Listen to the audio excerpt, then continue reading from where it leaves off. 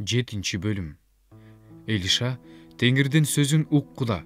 Теңир мындай дейт: эртең ушул убакта Самария дарбазасынын алдында бир ченем эң жакшы ундун баасы 1 шекелден, 2 ченем арпанын баасы 1 шекелден болот деди. Колуна падыша таянган төрө Кудайдын кишисине: Теңир асман терезелерин ачса да ошондой болмок беле деди. Элиша ага: ошондой болгонун өз көзүң менен көрөсүң, бирок сен андан жебейсиң деди. Дарбазанын кире беришинде пес оорулуу 4 киши отурган. Алар бири-бирине: өлүмдү күтүп, ушул жерде отура беребизби? Шаарга барсак деле өлөбүз. Анткени шаарда ачарчылык болуп жатат. Бул жерде отура берсек да өлөбүз. Андан көрө сириялыктардын кошуунуна барганыбыз жакшы. Бизди тирүү калтырышса жашайбыз, өлтүрүшсө өлөбүз дешти. Күүгүм киргенде алар сириялыктардын кошуунуна жөнөштү. Алар сириялыктардын кошуунунун четине келишсе, ал жерде бир да киши жок экен. Теңир мындай кылган эле: сириялыктардын кошуунуна майдан арабалардын дүңгүрөгөнү, аттардын кишенегени, көптөгөн аскерлердин чуусу угулду. Ошондо алар бири-бирине: чын эле Ысрайыл падышасы бизге кол салыш үчүн мисирликтер менен хеттиктердин падышаларын жалдаса керек деп, күүгүм киргенде алар чатырларын, аттарын, эшектерин, бүт кошуунун, ал кандай болсо ошол бойдон таштап, жандарын гана сактап качып кетишти. Жанагы пес оорулуулар кошуундун четине келип, бир чатырга кирип, ичип чечти да, андан күмүштөрдү, алтындарды, кийимдерди алышты да, барып катып коюшту. Башка чатырга да кирип, андан да алышты да, барып катып коюшту. Анан алар бири-бирине: биз туура эмес кылып жатабыз. Бул күн кубанычтуу кабардын күнү. Эгер биз муну айтпай, жарык киргенче күтө турган болсок, анда айыпка жыгылабыз. Барып, падыша үйүнө билдирели деп айтышты.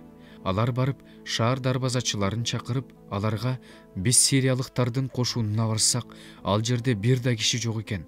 Адамдын үнү да угулбайт. Байланган аттар, байланган эшектер гана калыптыр.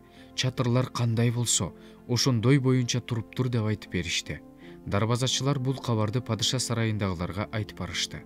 Падыша түн ичинде туруп, өзүнүн кызматчыларына: мен силерге сириялыктардын бизге эмне кылганы жатышканын айтайын. Алар бизде ачкачылык болуп жатканын билишет. Ошондуктан алар шаардан чыкканда, биз аларды тирүү кармап, шаарды басып киребиз деп ойлоп кошуундан чыгып, талаага жашынып калышты деди.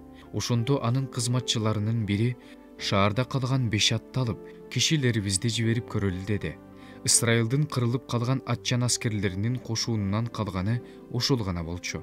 2 майдан арабага түгөйү менен чегилген аттарды алышты. Падыша аларды барып көрүп келгиле деп, сириялыктардын аскеринин артынан жиберди. Алардын артынан Иорданга чейин жол жүрүштү. Жолдо сириялыктар шашылыш качып бара жатканда, таштап кеткен кийимдери менен буюмдары жайнап жатыптыр. Жиберилгендер кайра кайтып келип, падышага билдиришти. Эл жапырт чыгып, сириялыктардын кошуунун талап тоноп алды. Теңирдин сөзү боюнча бир ченем эң жакшы ундун баасы 1 шекелден, 2 ченем арпанын баасы да 1 шекелден болду. Анан падыша колуна таянган төрөнү дарбазанын жанына койду. Эл аны дарбазанын жанында тебелеп салды. Ал өлдү. Падыша Кудайдын кишисине келгенде, Кудайдын кишиси ага кандай айтса, ошондой болду.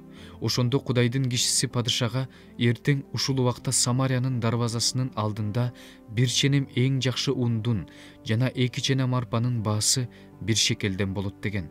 Ошондо ушул төрө Кудайдын кишисине: Теңир асман терезелерин ачса да ошондой болмок беле деген эле. Кудайдын кишиси болсо ага: ошондой болгонун өз көзүң менен көрөсүң, бирок сен андан жебейсиң деген. Ага кандай айтылса ошондой болду. Эл аны дарбазанын алдында тепсеп салды. Ал өлдү.